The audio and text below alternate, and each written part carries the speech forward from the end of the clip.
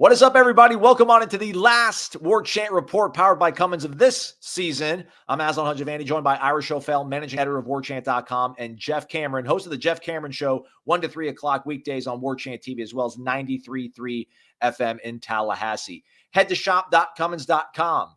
You can't buy this there. Oh, yeah. Shout out to Matt Lasser for hooking me up with the Cummins hat. But you can get portable power stations, portable generators, heck, even a generator for your whole entire house or your RV. Use the promo code TAILGATE, TAILG, numeral 8. Get 10% off at shop.cummins.com. 2/3 of us in sunny South Florida. It's sunny once again. Jeff joining us from the homeland, Tallahassee, Florida. As we get ready for the game, they're going to play it after all, everybody. The 90th Orange Bowl, Florida State taking on Georgia, 4 o'clock on Saturday. I think they said the third most appearances by any one school, Jeff, Florida State. I'm going to guess Oklahoma, Miami, maybe 1 and 2, 2 and 1, something like that. So it's going down Saturday, everybody. You know you're going to tune in. I know everyone's hurt, Ira. I'll start with you. Everyone's hurt. I get it. But everyone's going to watch the game. I asked Coach Norvell this at the press conference today that he and Kirby did jointly. I get it, man. And I love the way he and the players talk about this pain that they felt not making into the playoff after all the hard work they did is a pain, a memory they will never forget. Man, I don't know. I'm too online right now. I've been on the internet too long, Ira. I just see the way the fans have been reacting to this all week, all month long.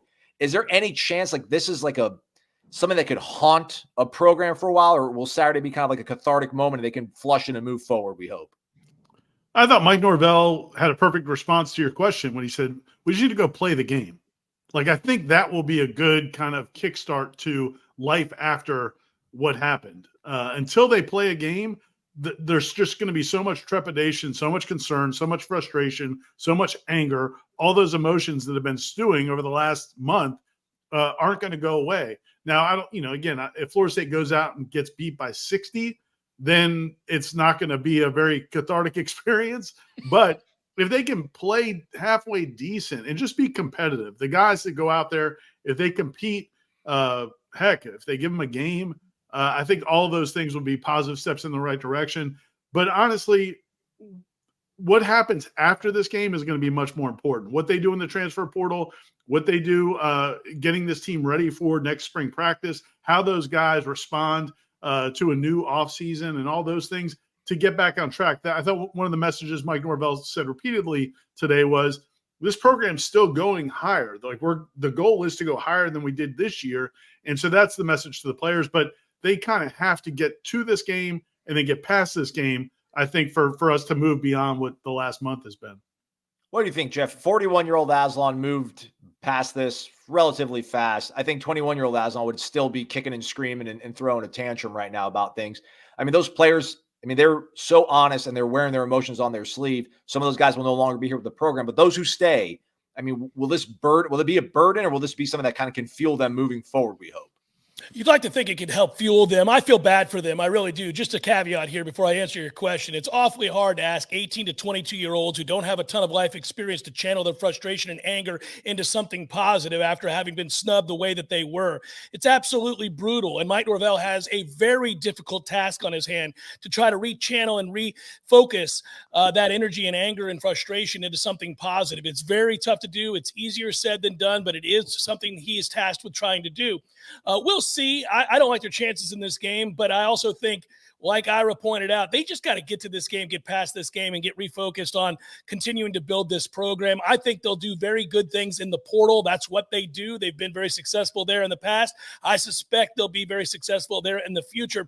I don't think, to answer your question, the result of this game is going to change the overriding trajectory of Florida State football for the next 5 years or anything like that. I just think it's going to be an ugly 24 hours, 48 hours.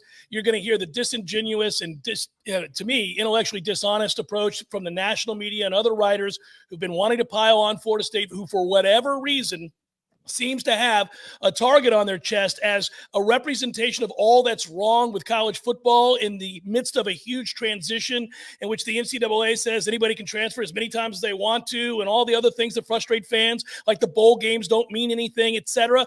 Florida State somehow is the target for everybody's anger regarding all those other issues that have nothing to do with them. But I don't think it really long-term will affect the players as they continue to work and build towards a brighter future. Florida State's still moving upward upwards. It's just going to be a tough 48 hours. Well said, Jeff. Well said. Pivoting back to you, Ira, you mentioned the most important thing for this team, this program, is what happens after the game on Saturday. So our attention goes obviously to the transfer portal. I mean, when you think about all the guys they hit on, Keon wasn't that much of a stretch, right? That wasn't much of a reach. You kind of saw what he could become for you. But guys like Johnny, Trey were such wild card unknowns, and they absolutely crush it with those guys. Jared Verse is probably in that conversation as well. Man, it's daunting when you think about all that production that's leaving. Is it ultimately daunting thinking about having to replace all those guys? Or when you hear sort of the good feeling, the good vibes, I guess the kids would say, around a Cam Ward, around an Evan Stewart. Apparently, all conference players from Toledo, Purdue are going to be making some visits. Are you buoyed and confident that they will be on the right track and able to replace those pieces, the key pieces to this great run they've had the last 2 years? Yeah, and I don't think it hinges on those top two names you mentioned. I don't know that they're the favorite for Evan Stewart, and they're perceived to be a favorite for Cam Ward, but he may go to the NFL. So we'll have to see how that plays out. But either way, yeah, I think they're going to do very well in the transfer portal. Like Jeff said, that's what they do. They've got a track record of it. They've done a good job of turning guys, not just being a good place for portal players to transfer portal players to have some success. But in a lot of cases, it's guys have resurrected their careers at Florida State or taken their careers to a different level. So I think it's going to be a combination. I think they are attractive, and we're seeing that they are attractive. But they also need to identify some guys that probably aren't all conference players. Like you said, there's a running back that's all MAC player, MAC offensive player of the year, who it'd be great to get a guy like that ran for 1,400 yards. But Trey Benson wasn't that guy. He had 6 carries at Oregon. So I think there might still be a couple of those types of players as well, where they've just done a good job of evaluating and identifying guys to come in. So I don't know that they're going to have as many big names as they did with a Keon Coleman and some of the guys they've had the last couple of years. But if they do a good job evaluating, they don't need to go sign 15 or 20 guys. Maybe you're talking 8 to 10, somewhere in that ballpark. I think Jeff feels like maybe it might be even a little less than that. But again, this isn't a total rebuild like it was 2 or 3 years ago. They just need to fill some key pieces. Jeff, did the stars and planets align for Florida State to get on this sort of stretch they're at? Or do you feel that, I've long contended that you can go to the portal. You can do what Mike Norvell did the last 2 years and continue to keep this thing rolling. I mean, can they replace all that great production you think in the portal?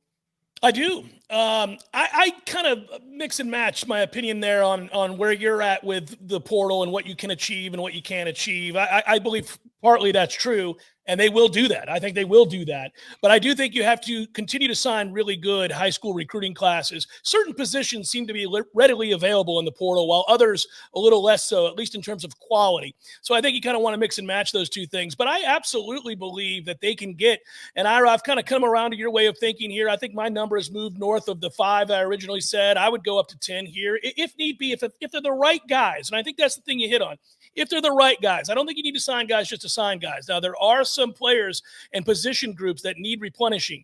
And I already know for a fact that they have their eyes on several players that I think would be good fits there. So I do believe Florida State will do well in the portal as they traditionally have. I believe the vast majority of the players that are exiting, quality players like the ones you mentioned, will be either replaced with an up-and-coming player already on the roster that you feel good about, or they'll find the right guy in the portal for a 1-year rental, 2-year rental, something along those lines. I do think they will be in a good position heading into next year's season. All right.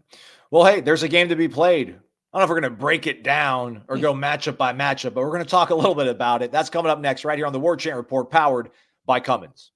Check out the mobile power solutions from Cummins, a global power technology leader. Own-in portable generators are versatile portable generators for your everyday or on-the-go power requirements. Choose a model to power your lifestyle, from working on a DIY construction project, tailgating from your pickup truck, or powering your critical home appliances during Florida hurricane season and power outages. Cummins offers own-in portable generators from 2,500 to 9,500 watts. Use promo code TAILGATE, that's TAILG, numeral 8, for a 10% discount on a P2500i at shop.cummins.com. The P2500i can power you for 10 hours on only 1 gallon of fuel, and its double insulated housing keeps you humming at a peaceful 52 decibels. Get it again for 10% off using the promo code TAILGATE at shop.cummins.com. Welcome back in, warchant.com. It is the Warchant Report powered by Cummins. Shop.cummins.com. Promo code tailgate, 10% off. Use it. All right, there's the game going on Saturday, 4 p.m., the Orange Bowl, the 90th Orange Bowl, number 5, Florida State, number 6, Georgia. It's been chronicled, Jeff, just how many opt-outs Florida State's dealing with, how many guys might be going to the portal. Georgia seemingly not as clear, but dealing with their own kind of circumstances. This would have been such an awesome game if they both were full strength. They're not, though. But looking at this game, where is maybe one matchup that could be, I'm not even going to say favorable, but what is one matchup that might be a manageable situation for Florida State that can help get this game deep into the, third, fourth quarter and keep it respectable, I guess? Well, according to Florida State's own depth chart, I would have to say it's the defensive line going against Georgia's offensive line. If, in fact, you have a Braden Fisk and a Darrell Jackson and, Patrick Payton, and you've got some hope up front there to sustain this thing, I certainly wouldn't look on the offensive side of the ball at this point based on what we know. It's a pretty tough ask for this offense. So you're going to have to say defensive line, and even then, I would strongly encourage everybody as this game goes on to really kind of make sure you do a head count each possession. I don't know how many guys are going to play, who aren't going to play, how long they're going to play, if they are scheduled to play. It's just going to be a real tough ask. But I would say based on the depth chart Florida State released, you'd have to look at the defensive line and say Florida State can compete up front against Georgia there. Other than that, I have a real hard time finding a favorable matchup for Florida State. Ira, do you want to answer that? Or I got another bonus question that popped up in my mind if you want to defer to that one. But I'm not going to tell you what it is beforehand. I'll touch on that. I would expand on it a little bit. I think the defense overall can play. I think, again, you don't have Renardo Green at cornerback, but you have Azareye'h Thomas. Azareye'h Thomas basically is a similar player, maybe a little bit more upside, not as polished as an overall player as well. Already, at the nickelback position, you lose Jarian Jones, but if Kevin Noles plays there, I think he can play there. He's started there a lot in the past. Defensively, we'll see what the linebackers. We remember that Tatum Bethune did get banged up in the ACC championship game. We'll have to see if he's 100% in this game. Kalen DeLoach has participated in all the interviews and everything going into the game. He's talked about how excited he is to play in this game. And then, like Jeff said, there's some questions probably about the defensive line. If it is as they've said, then I think they can compete. So overall, defensively, especially if Brock Bowers doesn't play, I don't think Georgia's running backs are incredible. I think they have a good offensive line. They have a good offense, but I really think Brock Bowers is a big part of it. Ladd McConkey, their star receiver, has also still been dealing with stuff. It doesn't sound like he's 100%. So I think defensively, Florida State can hang. But I share the same concerns that Jeff has, and I think everybody has when Florida State's on offense. That is going to be to me, it's going to feel kind of like Mike Norvell's first couple of years on campus, where he's trying to have to kind of make chicken salad, and we'll see what he can come up with. On that note, Jeff, how much should we let Mike cook? I mean, should it kind of be, I don't want to call it conventional attack, but, maybe what they would have done if Tate was still around? Or, are you all about, they've got guys that are athletes that have played quarterback in high school. And I know that's not the same as going up against Georgia, but would you like to see wrinkles with Deuce Spann and all the kind of motions and jet sweeps and all the wildcat sort of stuff? Or do you just want to kind of play it straight up and just get the 60 minutes over with? I think it depends on how Mike feels they can compete. He's there at the practices every day. I think, Tom Lang and I were talking about this, and it's funny. He's either going to do one of two things, in my opinion. He's going to protect this young quarterback, protect this football team, try to run clock and get the hell out of Dodge, or he's going to throw caution to the wind and let's let it ride. And let's throw the football around the lot and have a little fun, because the result doesn't really matter. It's not a representation of what this team was during the 13 games they went undefeated at all. So do you let Brock Glenn throw? If you're going to let Brock Glenn throw, you got to let him throw on first down. That's a neutral down. It gives you a chance to be successful. If you're scared to death that you can't keep him upright because your offensive line is overwhelmed by Georgia, then you're going to run the ball in the middle of the line. You're going to run clock. It's going to look ugly. I hope he lets him cook, but I also haven't been at these practices, and I don't know how good he feels about their ability to keep him upright. And you're talking about, again, no Jaheim Bell, no Johnny Wilson, no Keon Coleman, no Trey Benson. We can keep going. It's tough. You got some Lawrence Toafili. Well, we can keep going. As I said, but it's a tough ask. I don't know how he feels in regards to their ability to physically keep him upright, but I'd love to see him throw caution to the wind, run a bunch of trick plays, have some fun with it, find a way to manufacture some points and see if you're in this thing in the second half. I guess that kind of goes back to your point, Ira. Sorry to jump in, but I guess maybe that kind of goes back to your point where it seemed like in 20, Mike knew he was outmanned when he was going up against teams, but he was like, man, we're going to learn to play the way I want to play. And they played like they had the 2023 team back in 2020. I mean, do you still think he'll have that kind of edge to want to put his team out there and play an aggressive mindset? Yeah, I think what Jeff said is, there are two paths to take.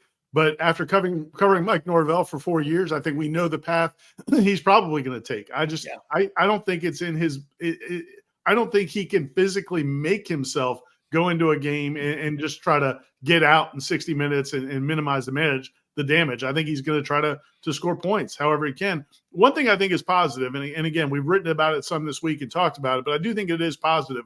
I did not understand their game plan in the ACC championship game with Brock Glenn. I walked out of that game not understanding why they called the game the way they did, why they treated Brock Glenn the way they did in that game.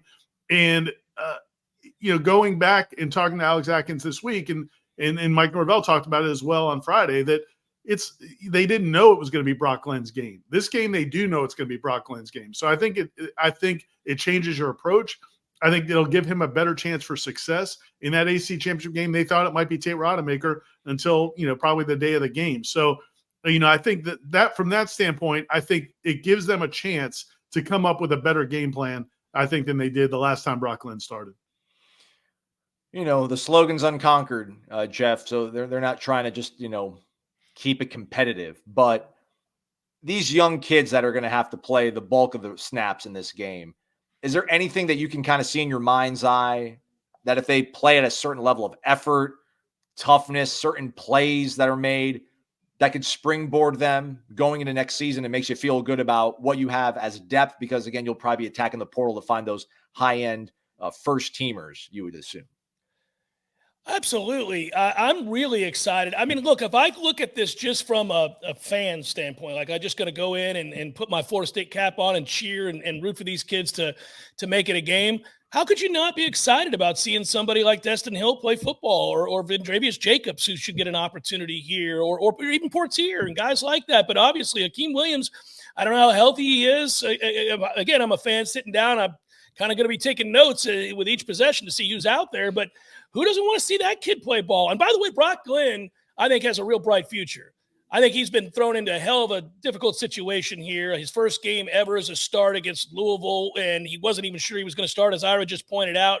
Once Florida State knew that Louisville's offensive line couldn't block their defensive line, they weren't going to let Brock Glenn lose the game. So they just decided, we'll be conservative. We're going to win this game by hook or by crook, because they didn't know they were going to get screwed by the committee.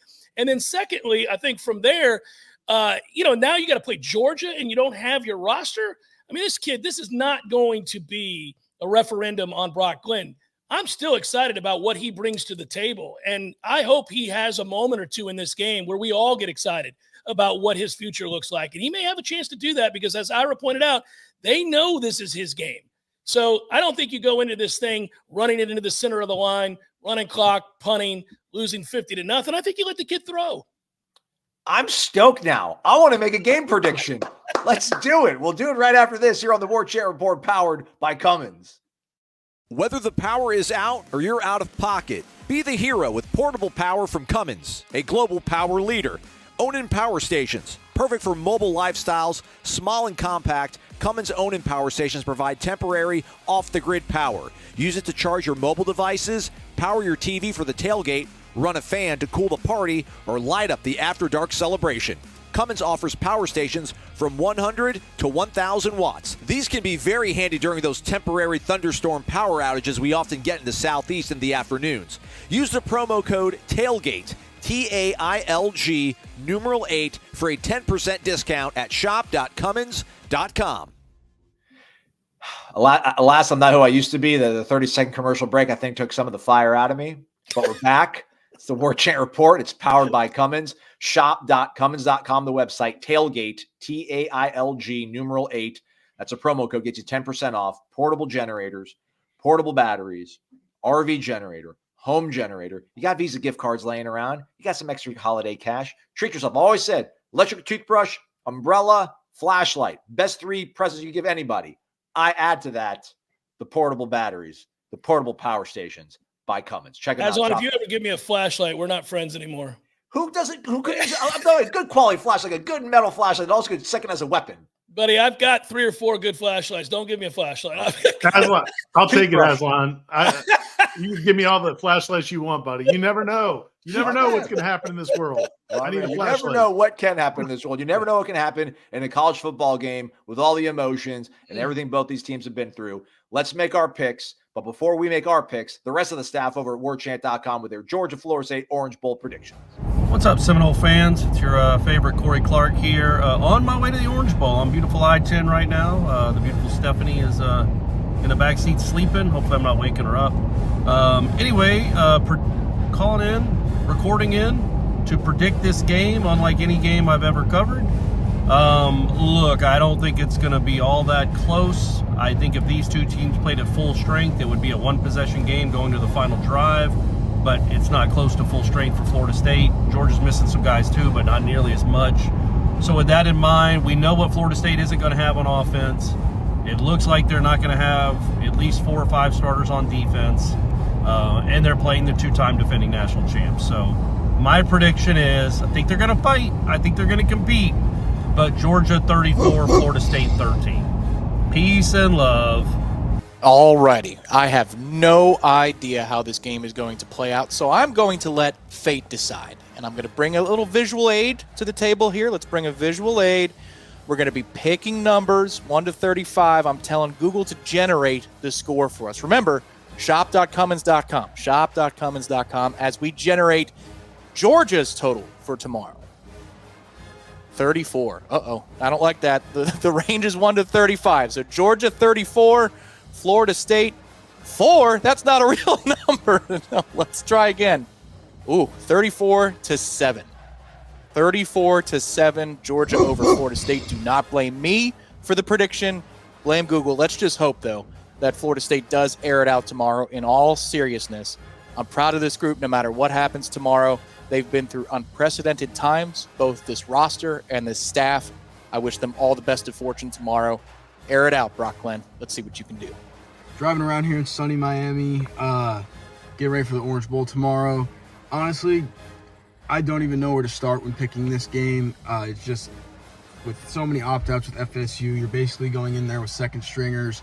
Brock Glenn at quarterback, while Georgia doesn't have many opt-outs. They have transfer portal entries, but they don't have many opt-outs for this game. It seems like they all wanted to come back and get that one last win together.